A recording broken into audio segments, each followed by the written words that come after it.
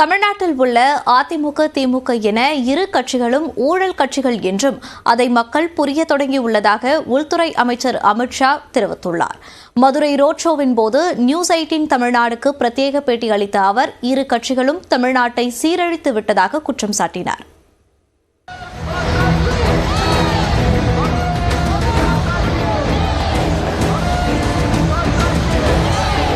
தமிழ்நாட்டில் மக்களவை தேர்தல் களம் தேசிய தலைவர்களின் பரப்புரைகளால் அனல் பறக்கிறது.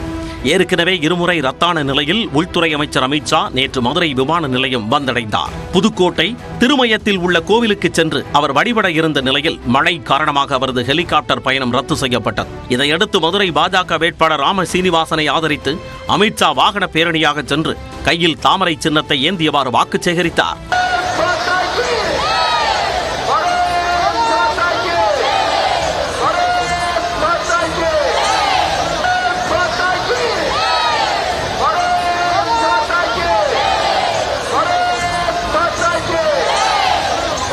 நேதாஜி சாலையில் தொடங்கிய பேரணி தெற்கு ஆவணி மூல வீதி வழியாக கீழமாசி வீதி சந்திப்பு பகுதி வரை சென்றது. அப்போது சாலையின் இருபுறமும் கூடிய பாஜகவினரும் பொதுமக்களும் அமித்ஷாவுக்கு உற்சாக வரவேற்பளித்தனர். பேரணியின் இடையே நியூஸ் 18 தமிழ்நாடு தொலைக்காட்சிக்கு பிரத்யேக பேட்டி அளித்த அமித்ஷா தமிழ்நாட்டில் உள்ள திமுக, அதிமுக ஆகிய இரு கட்சிகளும் ஊழல் கட்சிகள் தான் என்றார்.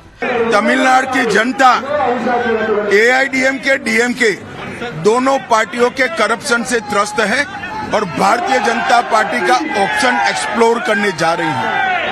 मैं मदुरई में इस प्रकार के रोड शो की कल्पना ही नहीं कर सकता। ये पूरा जन समर्थन मोदी जी के लिए है, हमारे स्टेट प्रेसिडेंट अन्नामलाई के लिए। தொடர்ந்து பேசிய அவர் தமிழின் பெருமையை உலகளவில் எடுத்துச் செல்ல மோடி மீண்டும் வெல்ல வேண்டும் என்றார். देखिए, तमिलनाडु के अंदर ये दोनों पार्टियों ने बारी बारी रैंपड करप्शन किया है। करप्शन से मुक्ति के लिए तमिल प्राइड को फिर से एक बार पूरे देश में जगाने के लिए मोदी जी का साथ देना चाहिए, कमल के निशान पर बटन दबाना चाहिए. அமித்ஷாவின் பேரணி சென்ற பகுதி முழுவதிலும் காவல்துறை பாதுகாப்பு பலப்படுத்தப்பட்டிருந்தது. மீனாட்சி அம்மன் கோவிலை சுற்றியுள்ள பகுதிகளில் உள்ள உயரமான கட்டடங்களில் நின்றபடி காவல்துறையினர் கண்காணித்தனர்.